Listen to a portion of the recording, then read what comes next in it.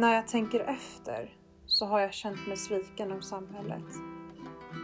Vi lärde oss om BRIS i skolan, men jag tvivlade helt på om jag verkligen syntes och hördes i mina rättigheter. Om de var starka nog att hålla mig. Hade jag fått rätt kunskap kring dessa? Visste jag säkert vem jag kunde gå till?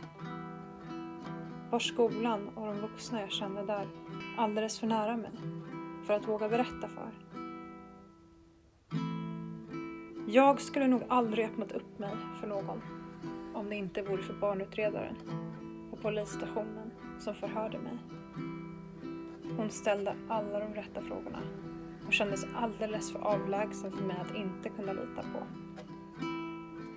Jag behövde någon som var svart på vitt, klarsynt och ganska rå i sitt förhållningssätt. Någon som utredde mig, inte någon som tröstade mig. Det behövdes bara göras, som att ta en spruta eller riva av ett plåster. Vems är egentligen ansvaret? Måste någon ens vara ansvarig? Är det föräldrar, polisen, politiker, socialtjänsten? Vem är det som är ansvarig för att barn ska få rätt till en uppväxt i trygghet? Vi har träffat i alla fall ansvarig minister. Åsa heter hon och är jämställdhetsminister, men också då ansvarig för barnrättsfrågor. Vad skulle du vilja säga till alla barn och unga i Sverige som växer upp med våld i hemmet och upplever våld?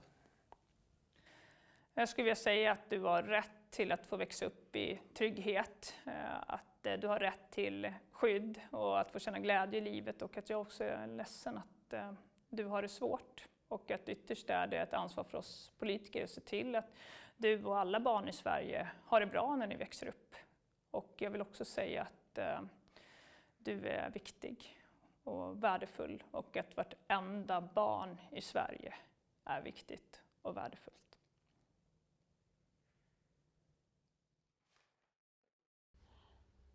Det är viktigt att för de som sitter på sådana maktpositioner ser till att det finns ett starkare samarbete mellan advokater, jurister, socialen, polisens skola. De är alla skyldiga till att skapa den frizon som behövs för att våldsutsatta barn ska känna tillit och våga berätta. Vem skulle du säga är huvudansvaret för de här barnen idag i samhället? Jag tänker att ytterst så har ju politiker ett väldigt stort ansvar. Att vi måste se till att till exempel socialtjänsten har resurser för att kunna ge stöd och hjälp. Och verkligen se till också att prioritera barns uppväxtvillkor. Och att jobba varje dag på olika sätt med barns rättigheter, och inte minst då när det gäller de mest utsatta barnen i samhället. Och att alla barn har rätt att få växa upp i trygghet. Och så ser det inte ut för alla barn i Sverige idag, och ytterst är det såklart så att politiker har ett väldigt stort ansvar. Stödet mellan de olika regionerna i Sverige kan skilja sig åt en del. Vad tänker du om det? Vad tycker du, fungerar det i dagsläget bra, tycker du, eller tycker du att det är någonting som behöver förändras gällande det?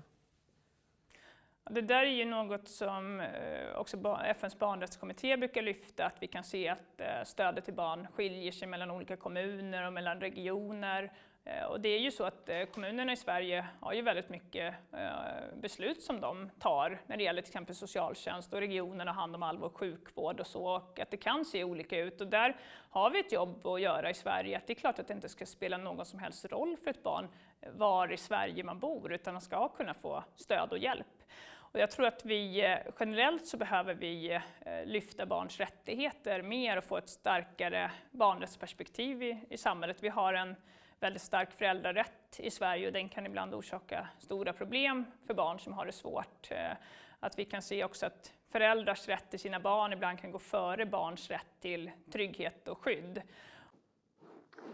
I vanlig ordning, subscriba på vår YouTube-kanal, gilla och dela med någon som behöver se den här vloggen. Vi ses om 2 veckor. Det är väldigt, väldigt skadligt att på den plats i hemmet där ett barn mer än någon annanstans skulle få känna sig tryggt. Där lever det här barnet i otrygghet. Man kan känna rädsla, oro och förstås mycket större risk att drabbas av psykisk ohälsa. Så att det är ju ett jätteviktigt erkännande av det lidande som det blir för barnet och också en möjlighet till upprättelse.